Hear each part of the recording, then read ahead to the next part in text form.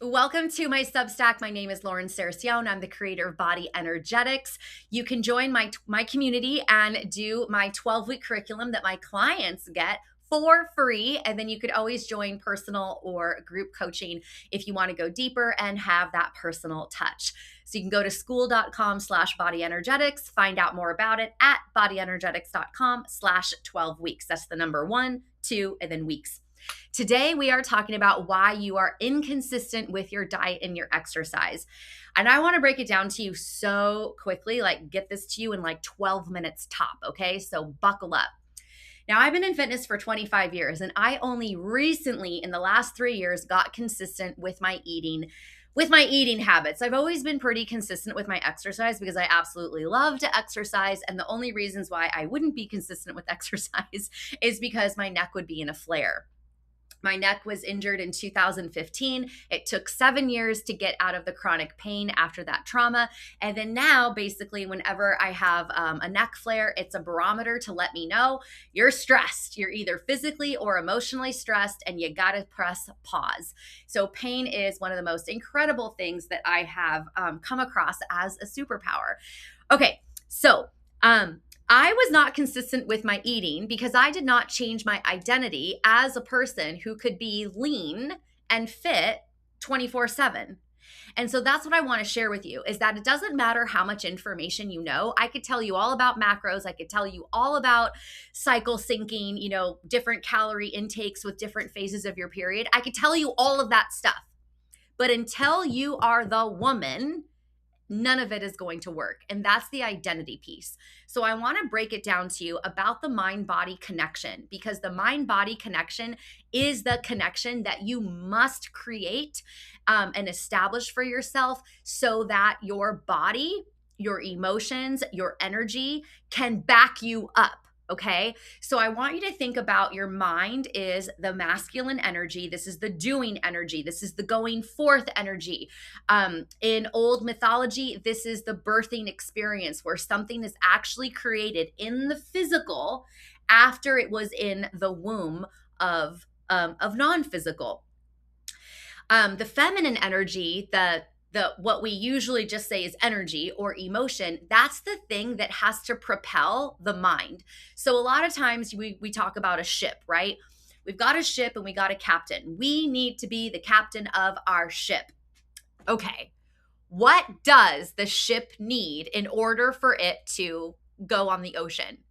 It needs a rudder, right? It needs that little rudder it's not really little if it's a big ship, but you need that rudder, that like fan underwater that pushes the ship forward, right? So the captain can be seen where they need to go so that the ship will go in that direction, but it has to have something under the surface making it go. But so that thing under the surface is your emotions, and emotion is energy in motion. And the most amazing thing about emotions is that we can identify them. We can say happy, sad, melancholy. We have all ways to describe these different energetic levels. And the energetic levels are not a hierarchy. They're just a way for us to measure. So, like, say if this water bottle was one of those bottles that had measuring that said, good job, keep going, good job, you're halfway, oh, you're almost there. That's what I'm talking about. It's just a way to measure what type of energy is behind the ship, right? Behind the steering wheel.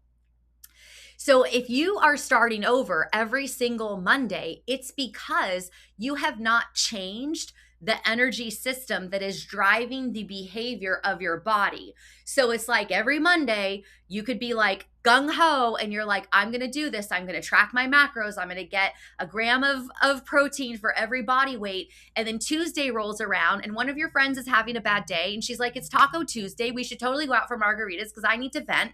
And you're like thinking to yourself, okay, but like I'm supposed to be dieting, but margaritas sound really good. And this probably won't hurt. And I should just go because I need to be a good friend. Those thoughts and even the ability to contemplate any of that is an emotional / energetic reason why your body, the ship, is not going in the direction that you want, even though you're the captain and even though you've made decisions 24 hours prior to Taco Tuesday that said, I will do this. So do you see how there's a disconnect, right? Now, we can really love our friends and we want to be there for our friends and we want to be a compliant, what is another word? Like it starts with C. It's on the tip of my tongue, but like flexible. We want to be flexible, right? We want to be there for our friends. We don't want to say, I can't do this because I'm on my diet. So there is a problem between wanting to be a friend and wanting to stick with our goals. And we have to choose one or the other. And the problem when we choose our friend is we can say, okay, I'm people pleasing. So I'm a people pleaser. I'm a perfectionist. I need to work on this. And then the other thing is you go and you start eating and drinking. And before you know it, you've eaten like 3,000 calories in a 2-hour period. And you're like, now I just gained weight. What the fuck, right? We don't want that to happen either. So we're really stuck between a rock and a hard place. And what has to happen is that we have to identify, this is the mind-body identity. We have to identify that we make a lot of our decisions based on pleasing other people. And we also make a lot of decisions on trying to get it right, being perfect, being disciplined. Because with those two things, it kind of sets us up into this really destructive mindset. And I've been there for a very long time, okay? It's really only been recently in the last couple of years that I've been feeling really good about myself, okay? I've done lots of courses, lots of breath work, lots of therapy. And here's what I've learned. When we are stuck between being a perfectionist, that we have to get the macros exactly right, we've got to measure everything, we can't cheat, and then we want to please people, anybody. And a lot of times that revolves around food, because sometimes like you could even get bullied where somebody's like, why are you dieting? Why are you doing this? You should have this. Oh, don't make me drink alone. Like all these little things, right? So we're stuck between being a perfectionist for ourselves to check that box, and then we're stuck with being a people pleaser. And neither one of those is going to get you to your goals, okay? Because no matter what, there will be sabotage involved, but they just come from different ends. So let's start with the perfectionist first. When we have the perfectionist mentality where we want to make sure that we are tracking every single bite, like, and I did this and I'm like, I'm glad I did it. But in hindsight, I'm like, wow, I really didn't have to take it that far because I was never going to be a bikini competitor. But here's what I did to be very matter of fact with macros. I would put my spoon on the scale, turn the scale on, take the spoon off, because then it gives you a negative balance. Scoop the peanut butter, put the spoon back on. It's at negative because of the weight of the spoon. So whatever number does come up is going to be the spoon weight, which will make it be 0, but then it'll give you like 10 grams of peanut butter, whatever it was that you actually gave the scoop. Then I would write that down. Like I measured everything to a T, okay? Now that's great, okay? And however, that's great. And the mindset that I had, knowing what I know now, it was a perfectionist mindset that told me and gave me a physical dopamine hit that said, you are worthy of everything, ... fill in the blank. You are worthy of love. You are worthy of the bikini. You are worthy of having a successful business in fitness because you're doing it this way. You are worthy of your dream body. It's an unconscious, if I do it perfectly, then I will deserve. And the problem with that is when we have the perfectionist mindset, it is not about doing a good job. It is about validating your existence. And like, that so sucks. And like, I remember when I first heard that, or like, I forgot what class I was in, but I've done a lot of work, okay? Like paid a lot of money to understand the energetics and mindset and like, why do I have so many suppressed emotions? Like, was my childhood that bad? Side note, childhood wasn't that bad. I just had a couple of really shitty adults in my life that made me responsible for their feelings. And as a little child, that really messes with your brain development. So one of the things that like I learned, which was like so helpful for me, and I want to share it with you, was that if a child's feelings are not validated, because we're so young and because we don't have context for life, like if my friend does not validate my emotions, I can take into context she's married, she has kids, she runs her husband's medical practice. Okay, got it. Like it went over her head. She didn't notice. It's not that big of a deal. But when you're a kid, you have zero context for anything outside your body. So whatever you feel in your body is your ultimate reality worldwide. This is truth. So if you are talking about your feelings, or you are sad, or somebody doesn't notice your feelings, or you're told not to cry, or you're told you shouldn't feel that way, what it actually does to the mind body identity is it invalidates the existence of that child. So then what happens as a child? We learn that we have to behave in a certain way to be acknowledged, to be validated. And because we are children and nobody is helping us understand this, we now created a mindset. We created a mind-body connection, a way of operating that says, if I act this way, then my parent, my grandparent, my whatever is going to praise me, is going to acknowledge me, is going to want me around. So then what happens is, as we grow and develop, we take that mindset and we just apply it to all situations. So then when we get a little bit older and we're forming our peer group relationships, which we need because eventually our parents are going to be dead. I'm talking on the primal level here. We have to have peer groups, right? When we're in our teenage years, so that we form relationships so that as the cycle of life continues, we will not be alone when the parents no longer exist.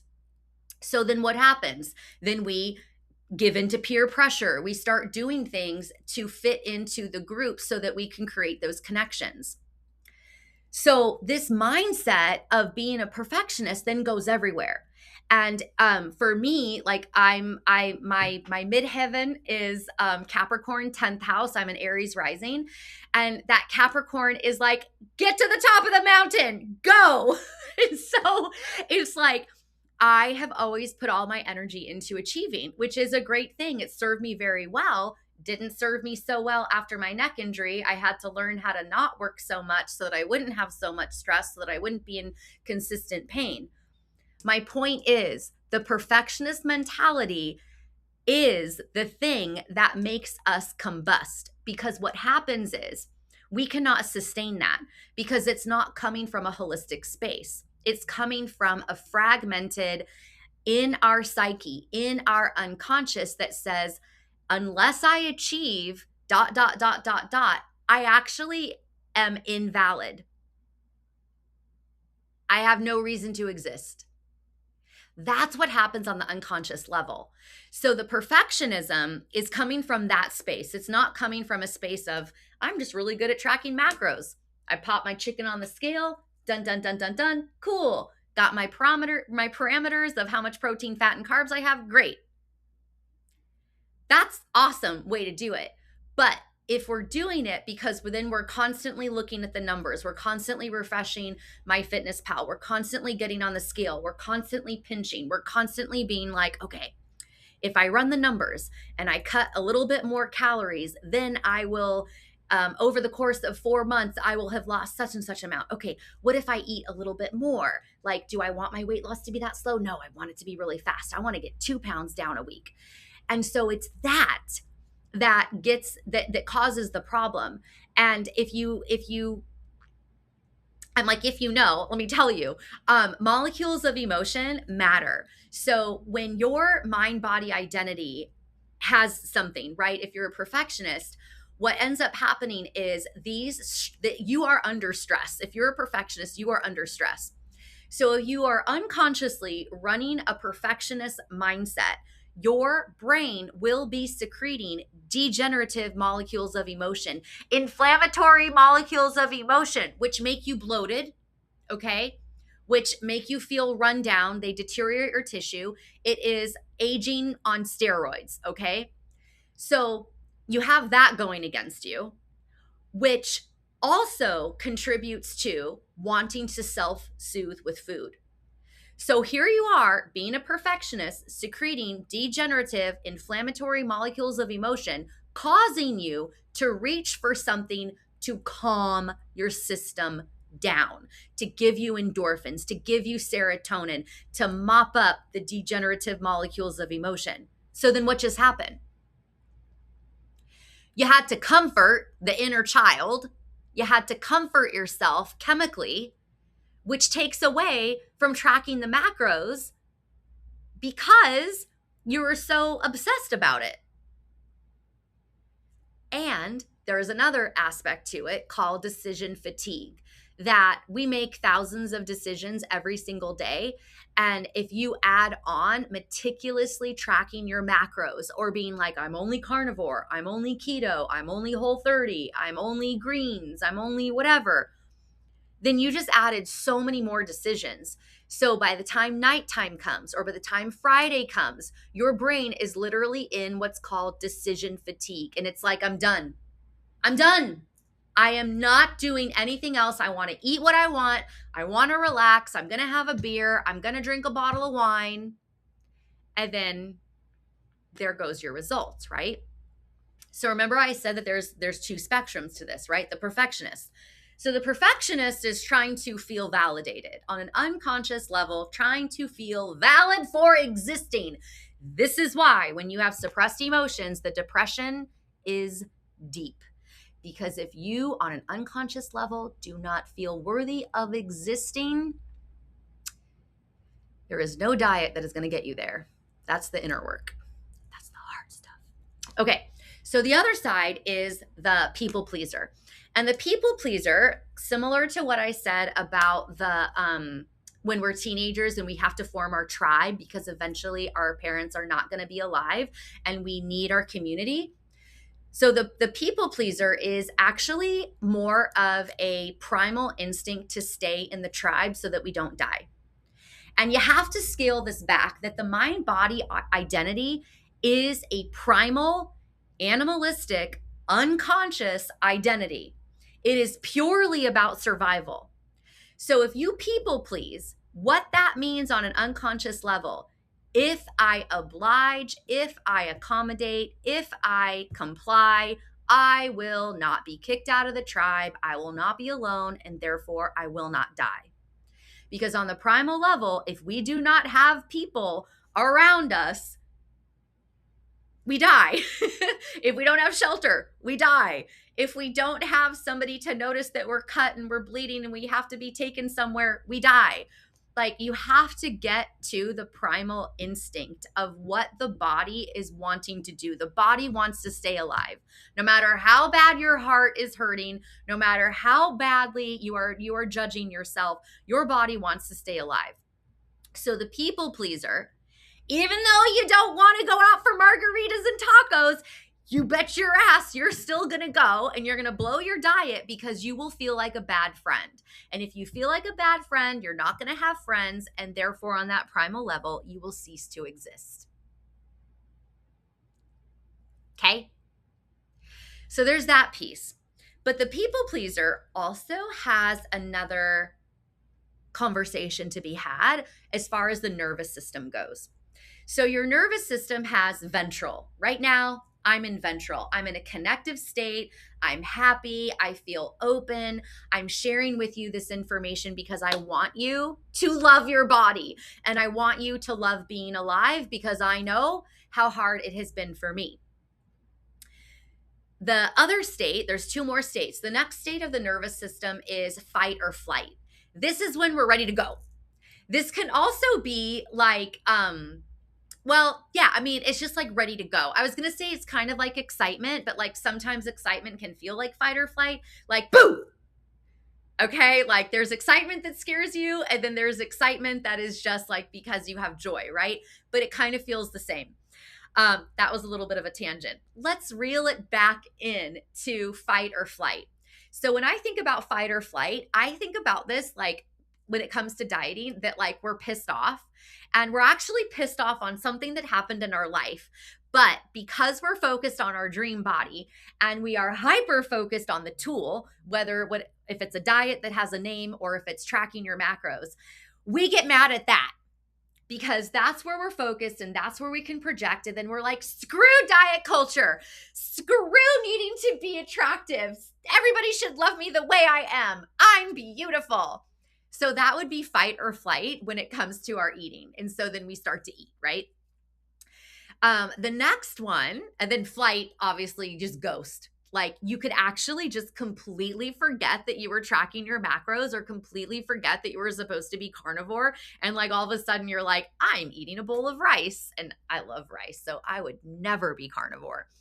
Okay, so the next part is the dorsal. So with your dorsal state, that is like the worst one. This is roll over and play dead. This is fawning. This is people pleasing. And so with the dorsal state, I basically lived in dorsal for most of my life, completely disconnected, completely unaware of my emotional state, completely unaware of how I was projecting all over people. Like, my God, like now that I've done the inner work and I reflect on like memories of like going to Pilates conferences or fit, like whatever, I'm just like, I was so out of touch. Oh my God, I'm mortified by how I acted. But then I'm like, I was like constantly running. Like I was constantly looking for the next thing to check the box to feel validated. And I was saying yes to everything. And then I would get super resentful and bitchy. So that people pleaser, the fawning of the nervous system and dorsal is because we have completely checked out. And that state comes from a traumatizing experience at any age, but then also the inner child stuff, especially ages 0 to 3. So if you had like some significant emotional events where there was a pretty good disconnect emotionally or physically with a caregiver, a close parent like your mom or your dad or your grandparents, if there was hard stuff where you were disconnected, like if you and I were friends and I started talking shit to you, that would be an emotional disconnection. That would impact your nervous system because the emotions are stored in the nervous system. So, nervous system trauma is a physical separation or an emotional separation. And the reason why is because we are a connective species. We want to be connected with somebody who's in a ventral state. And nervous system states are contagious. And what that means is when if our mom is holding us and we're a baby, if she's scrolling on her phone, yes, I'm judging you. I'm fucking judging you if you scroll on your phone while you're breastfeeding. What the fuck are you doing? Okay? Come on. So like if you have like your nervous system and you're watching the news on your phone and your nervous system starts to flare up because you're like, oh my God, what are the evil superpowers doing now? Your baby's going to pick up that nervous system and that's going to become their nervous system state. So it goes across the board. Or it that's how it is has that connection. If you are no longer near a parent and you as an infant has had a nervous system connection and that parent is no longer there, that's a nervous system trauma. If your parent is super shitty to you and mean to you, that's a nervous system trauma because the emotions are part of the nervous system. Just like think about it, like if you scroll on your phone while you're breastfeeding or while you're bottle feeding, and I just told you, absolutely, I'm judging the fuck out of you. Did that hurt? Did you feel a disconnection? That's it. That's the nervous system. So when we have a severe disconnection, we like retract all of our energy, we check out, we are no longer in the body, we pop up into the brain, and we're trying to figure out what this is, what's the mechanism, how do I outlive, how do I survive this? And so that dorsal state of not being connected is a mental now operating system of people pleasing to make sure that you act in the right way to not have the physical separation and not have the emotional separation. Does that make sense? And it's still always to the primal level that if I don't do this, I die. Okay. So you're not going to win if you're going to stay in a perfectionist mindset of like, no, I'll just try harder. No, I'll just restrict more. No, I'll just be better. It's not going to work. It's going to backfire. If you are going to sabotage, if you are going to forfeit what is important to you to please a friend, you're not going to win there either. So the key is, how do you actually function like 80% healthy, 20% eating your tacos and your margaritas? Well, number one, you stop dieting. You learn how to eat whatever it is that you want. You expose yourself to the food that you say you can't have, but you end up eating when you binge. And then you start to implement just 3 daily non-negotiables. So that is a habit/ritual or a food item that you eat every single day without fail. 3 of them. So for me, I have a gallon. It's in the other room. I refill the gallon because I don't want to be wasting a bunch of plastic. And I refill it. I never drink out of it, so it doesn't grow any bacteria. And I'm either drinking out of more of a gym cup like this or a cup with a straw. So I drink a half to a full gallon of water every single day. I have a half to a whole piece of chocolate Monday through Friday because the chocolate's here. Because I live with a diabetic, so we don't keep chocolate in the house. After lunch, every single day, Monday through Friday, I have half a piece to a full piece of like a Little C's chocolate. And then I have my monstrous shake. Okay. So my shake, let me just tell you, I had to look it up because I was like, oh, I forgot how much is in it. 85 grams of protein, 21 grams of carbs, and 5 grams of fat. You want to know how I got that? Because I use 16 ounces of pasteurized egg whites and a scoop of meal replacement shake powder. So like I have the meal replacement that has protein, fat, and carbs, but then I mix it with 16 ounces of pasteurized egg whites, pour in a little bit more water, and then voila. I have 85 grams of protein, which means that with everything else that I eat during the day, I will absolutely hit the target of having at least 100 grams of protein. I don't do a gram of protein per body weight. I don't do any rules because the rules are going to get broken. If you want to have good friendships and good connections and a nice lifestyle, no food rules. If you want to have results and not fall off the wagon when you're stressed, no food rules, okay?